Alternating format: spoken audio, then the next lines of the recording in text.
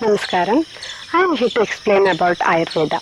So Ayurveda is marketed so much, people are confused about what exactly it is. So the definition of Ayurveda is Ayusha Palanam Vedam Ayurvedam. That means the science that protects the health is called as Ayurveda.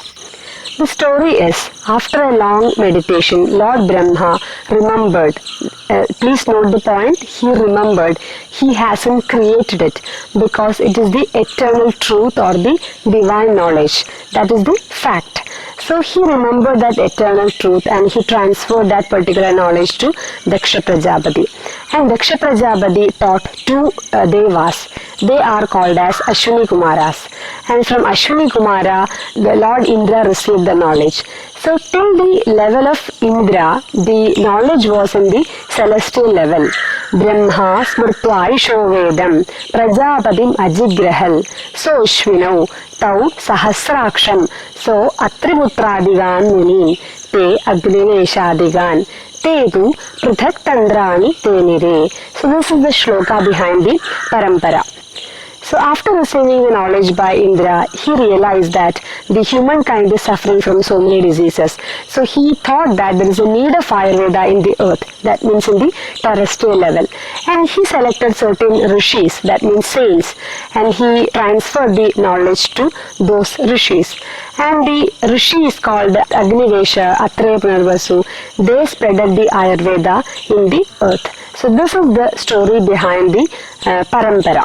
So from this we can understand the concept of Mukhamukha Padanam. That means there will be one master and one disciple. This was the system of learning at that time, because then only we can understand how much the disciple has received and the depth or the capacity of the intelligence of the disciple. So this is very important, which is not so much practically possible nowadays. Chaturmukha Samarambham Madhadacharya Madhyamam Asmadacharya Paryandam Vande Guru Paramparam. Here I would like to remember two legends of Ayurveda. That is, one is my master, my Gurunathan, Sri V.M.C. Shankaranambudiripada. He spent more than a decade to teach me Ayurveda. And another legend, my grandfather, late Sri Poomully Aramthampuran. Poomully Aramthampuran was a legend. That means he was an expert in so many things, and Ayurveda was one among them. He was an expert in the martial arts, the Kalaripayattu, the Jyotisham, Tachushastram, the elephant's treatment, toxicology, etc. etc. So Ayurveda was one among them. The interesting thing is, both of them, that means my grandfather and my master, both belong to the same school of thoughts. That means they studied under Sri Namboodiri. So here I would like to remember both of them because of their blessings I am here.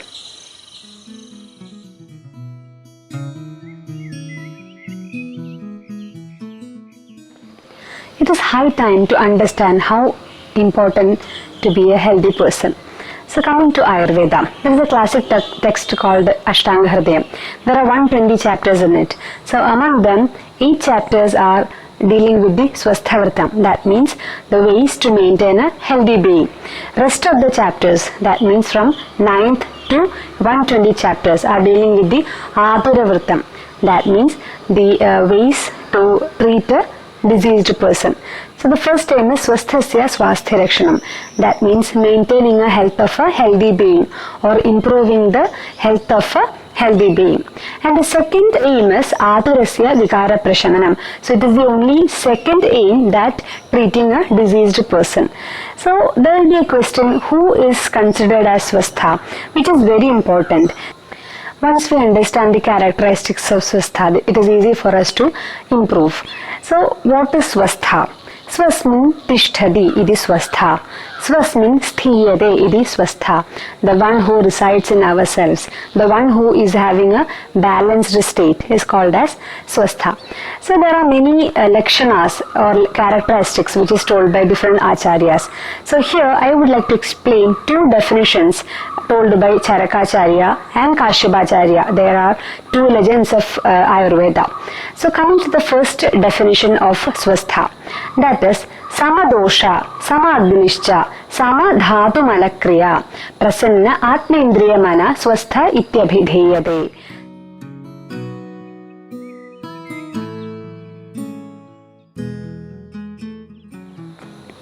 Samadosha. So what do you mean by Samadosha? So those who are aware about Ayurveda, or if those who are having a little knowledge about Ayurveda, they must have known about doshas. So there are three doshas in the body. They are Vatam, Pittam and Kapham, or Vayu, Pittam and Kapham. So there is no exact comparison between the modern terminology and the Ayurvedic terms, but still we just can correlate. So Vayu means is the functional aspect of the body. All sorts of movement or functions are controlled by the Vayu. Take breath, your eyes are blinking, your heart is beating, your lungs are expanding, you're walking. So these kind of movements are controlled by the Vayu. And second thing is Pittam. Pittam is not bile, it is just a correlating terminology. Pittam is the transforming energy, that means one thing is transforming into the other. You take the food and that becomes your body. So this transforming energy is, or converting energy, is called as Pittam. That is where we can correlate with the fire. And the third thing is Kabham, Shlish Alingani, that means the binding energy. Your one cell is combined to or joined to the other. That is how we all are getting a shape and a size. So that binding energy is called as Kabham. So these three are controlling all the functions inside the body. So the Tridosha should have a balance in the state. Then only that person can be told as a healthy person.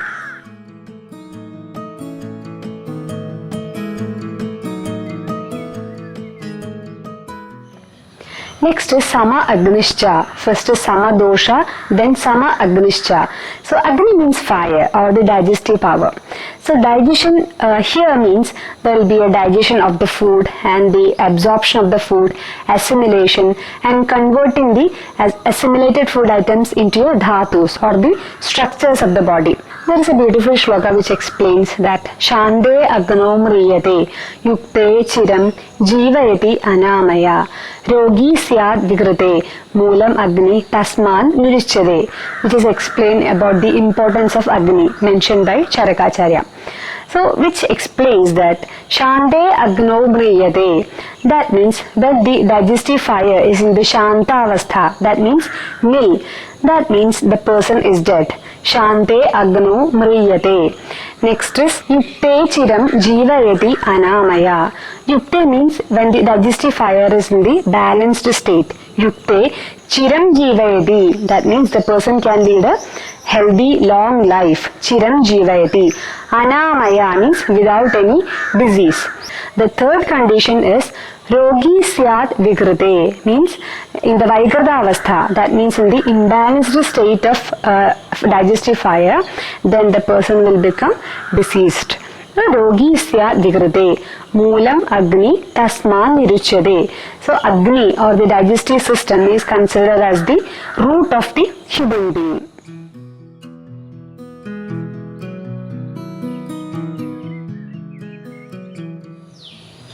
samadhatu malakriya. So samadhatu means, dhatu means the structural aspect of the body. That should be in the samavastha, that means in the balanced state. So just imagine that we are taking a cross section of the body and see yourself. There are 7 layers, one beneath the other, which are called as dhatus. So the first layer is the lymphatic system, that means rasa dhatu, and beneath that there is a circulatory system, that is the rakta dhatu. That is the only dhatu which can circulate and which is having the agneya amsham.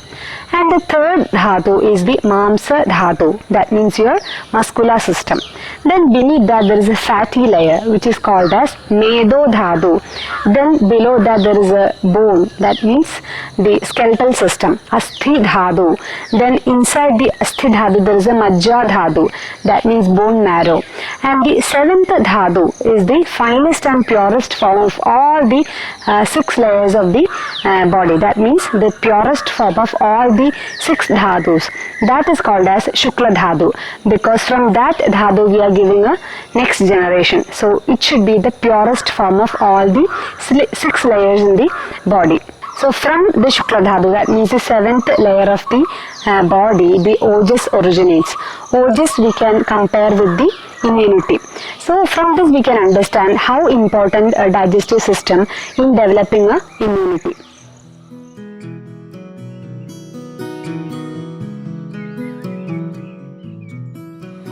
So the function and the structure of the body has to be in balanced state. That is the characteristics of SWASTHA. Next comes Sama Malakriya. Sama Dhadu, Sama Malakriya. So Malakriya is the excretory system. That means if you take food every day, you have to eliminate the waste products every day. So sama dosha, sama agnischa, sama dhadu malakriya, prasanna atma indriya mana, swastha ityabhidhiyave. In that shloka, till sama dhadu malakriya, which explains about the physical thing. Then comes the mental aspect of the body. Prasanna atma indriya mana. The person has to be healthy once he has a healthy mind. Prasanna mind, prasanna atma, prasanna indriya and prasanna mana.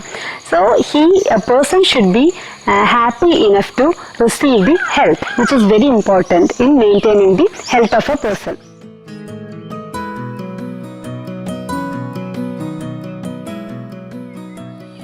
There is another definition for swastha, that is annabhirasho bhuktasya paripagam sukhenacha suprasannendriyatvam cha sukhaswapna prabodhakam bala varna ayusham labho saumanasyam samagnita vidyad arogyalingani viparitaihi vipareya. So this is mentioned by Kashyapacharya. Kashyapacharya is considered as the pediatrician of the Ayurveda. So annabhilasho means desire to have food. That means one should feel hunger, or we should give an opportunity to feel hunger. That means there should be a gap between one meal and the other meal. So according to Ayurveda, 2 yamas are needed for digestion, for a complete digestion. So 1 yama means 3 hours. So completely 2 yamas, that means 6 hours it takes to complete the digestive process. There are different types of food habits are there. So we are supposed to keep a food habit or a timing so that we are not giving a burden to the digestive system. That is annabhilasho. Then bhuktasya paripagam sukhenacha. That means while the digestive process is going on, there shouldn't be any complications. So it doesn't matter what food you take, there are different types of complications like heartburn, chest burn, bloated feeling of fullness, nausea. So these acidic reflux, these kind of complications are quite common for many people, even though they are controlling so much in their food. So this should not happen. That means suppose the person is healthy, this complications will not happen. Annabhirasho bhuktasya paripagam sukhenaja. Next is suprasannendriyatvam cha. As I was telling you about the swastha in the previous shloka, suprasannendriyatvam is very important. So prasanna indriya. There are 3 sets of indriyas. 5 jnanendriya, 5 karmendriya and 1 ubhayendriya. Ubhendriyam considered as the mind, because that can be a Jnanendriya and a Karmendriya. So Ubhendriya, that is the mind, is the connection between the soul and the body, a connection between the Indriya and the body. So which is very important to understand about these three sets of Indriyas. So Jnanendriyas are the ears, eyes, skin, tongue and the nose. And Karmendriya is the function of organs, that is Vak, again the tongue, Pani, your hands, Padam means both legs, Vasti, the excretory organ, and the Upastham, that means the genital organs. And Ubhendriyam, as I told you before, this is the mind. So how Indriya can be Suprasanna? So we are not supposed to abuse the organs, which is very important in the health maintenance. Sukha Swapna Prabodhagam, that means a person after getting up, he should not feel sleepy. That means the quality of sleep should be proper. So when we talk about the sleep or nidra, the quality, quantity and timings are very important in the health maintenance. Next is Bala Varna Ayusha Labho. Bala Labham, Ayusha Labham, Varna Labham. That means he should feel the proper strength according to the age. Varna Labham means his or her complexion should be proper. It doesn't mean that he should have a good color of the skin, but it should be a healthy skin. And Ayusha Labho, that means he should have a proper or an average lifespan. And the last but not the least, or the most important thing of characteristics of a healthy person is Saumanasyam. That means affection, gratitude, love towards any animal, any living being is very important in the health maintenance. There is a chapter called Dinacharya. In that, Acharyas have mentioned that Atmavat Sadadan Bashed Abhi Kida Pipiligam. That means we should, that evenness, that means feeling of oneness is very important. Then if everybody thinks like that, then the rate of crime will come down drastically. So Saumanasyam. And the last point is Samagnita, that means balance in the Agni, that I have already explained to you about the importance of Agni. So these are the characteristics of Swastha according to Kashyapacharya.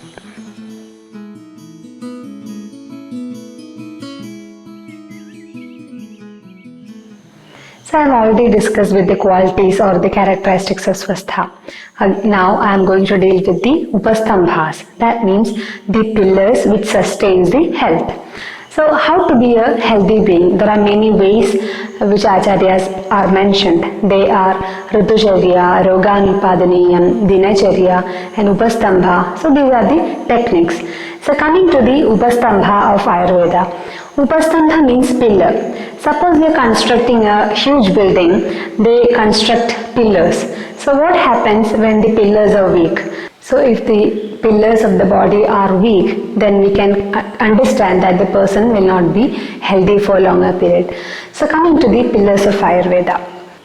Ahara Nidra Vyayama Brahmacharya Suyojite Shariram Dharyate Nityam Adaramiva Dharanai. The four pillars are Aharam, that means your food habits, Nidra, your sleeping habits, Vyayamam, your exercise, and Brahmacharyam, that means celibacy. So these four pillars which sustains the health of a healthy being. So coming to the first thing, that is Aharam.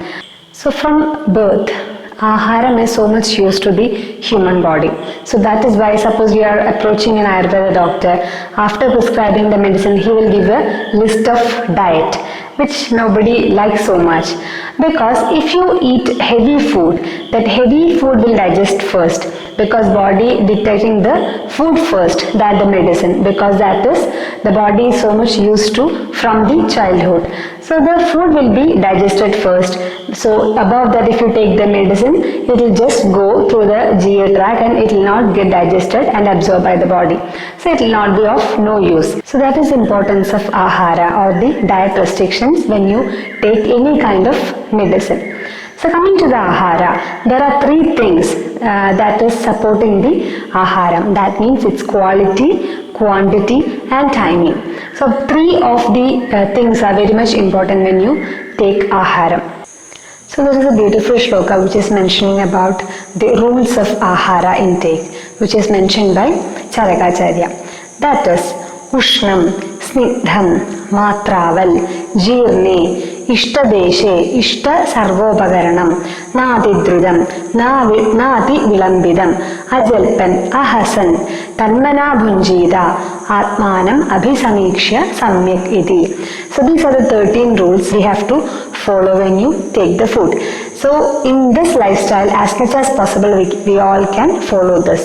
Then that can lead to a healthy well-being. So coming to the first one, that is Ushnam Ashniyal, Snigdham Ashniyal. That means the food has to be prepared freshly. It should have warmth in it. That means the food has to be prepared freshly.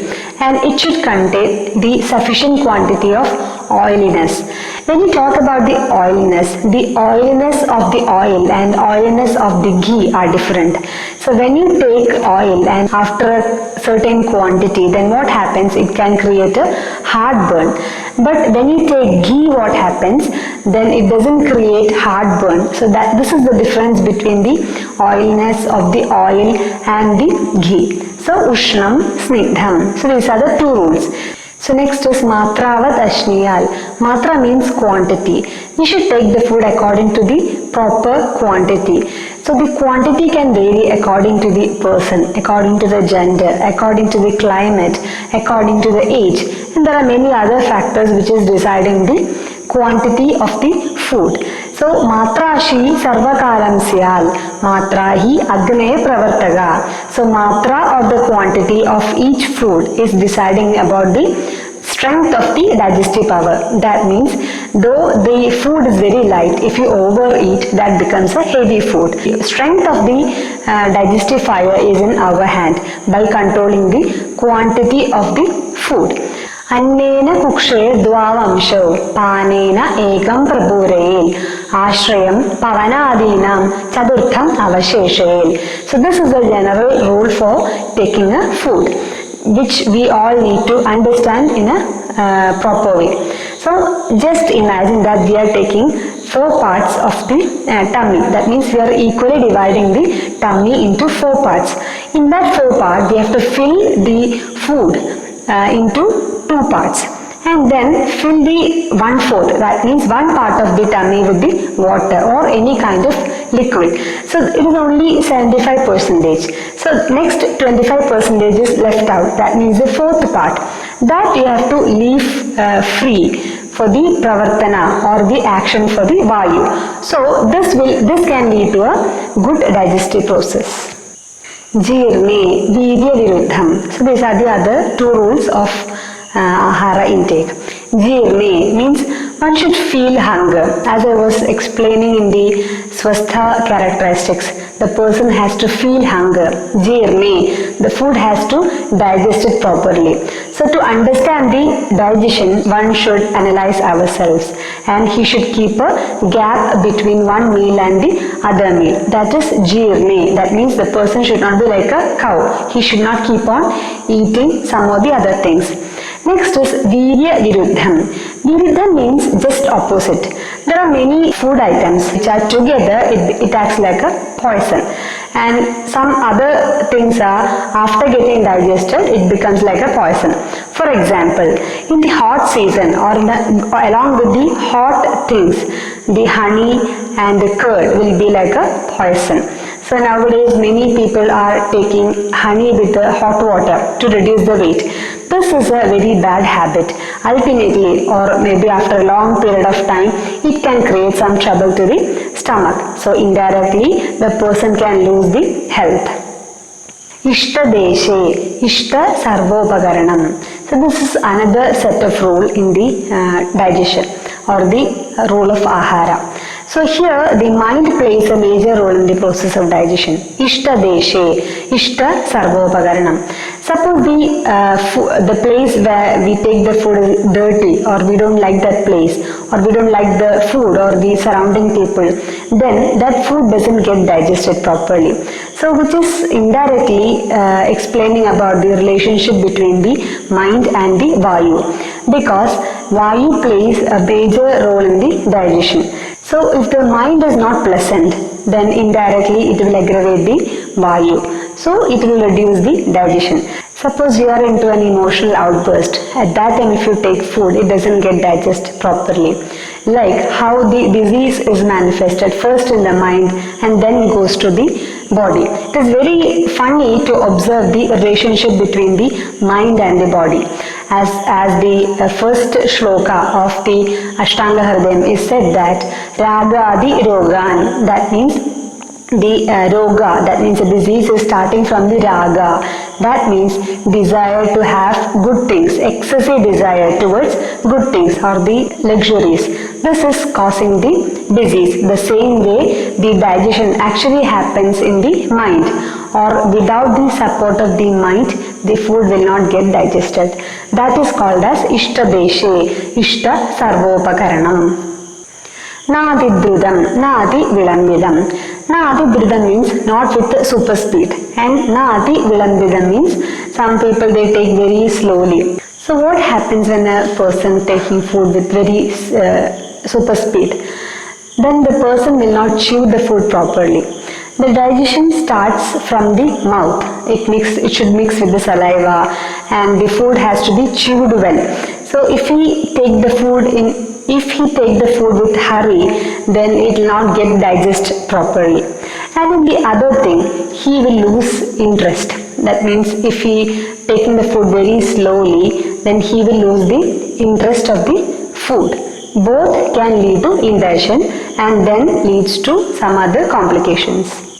Ajalpan, ahasan, that means the person is not supposed to talk when he eats the food, and ahasan is the person is not supposed to laugh, because he should concentrate on the food intake, otherwise there is a chance of indigestion. That is ajalpan, ahasan. Next is Tannana Bhunjida Atmanam Abhisamikshya Samyak. So according to Ayurveda, the digestive fire is called as is considered as the Agni, and we are doing a homa or an offering to the Agni Deva. So we should feel that there is a divine process and eat food. Then it becomes your body parts after the good digestion. So these are the 13 rules one should follow when you take the food. Next is the timing of the food. So timings are very important. First I have told about the quantity and quality. So now come to timing.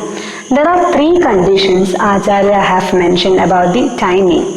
That is Mishram Pathyam Apatyam Cha Bhuktam Samashanam Madam Vidyat Adheshanam Bhoyo Bhuktasyopari Bhojanam Akale Bahu Valpam Va Bhuktantu Vishamashanam Trinyapetani Mrityam Va Ghoran Vyadhin Srijandiva. So in the talk about timing, he has mentioned 2 other conditions which can lead to disease, or in long run it can be fatal. So the first condition is Mishram Pathyam Abathyam Cha Bhuktam Samashanam Madam. That means mixing the wholesome food and the unwholesome food. That is called as Samashanam. That means some food is good for the body, so the person is mixing some unwanted food into that and take it. So if the person has taken these particular things for longer period, it can lead to disease. And the second condition is Adheshanam. Vidyat Adheshanam Bhoyo Bhuktasya Upari Bhojanam. That means before digesting one food, the person is taking the next set of food. That is called as Adheshanam. Adhi Ashanam means one above the other. This also can lead to Vyadhi or the disease. And the third thing which is mentioning about the timing of the food. Akale Bahu Valpagva Bhuktantu Vishamashanam. Akala means untimely. That means at midnight or late in the evening, if the person is taking food, it doesn't get digested well.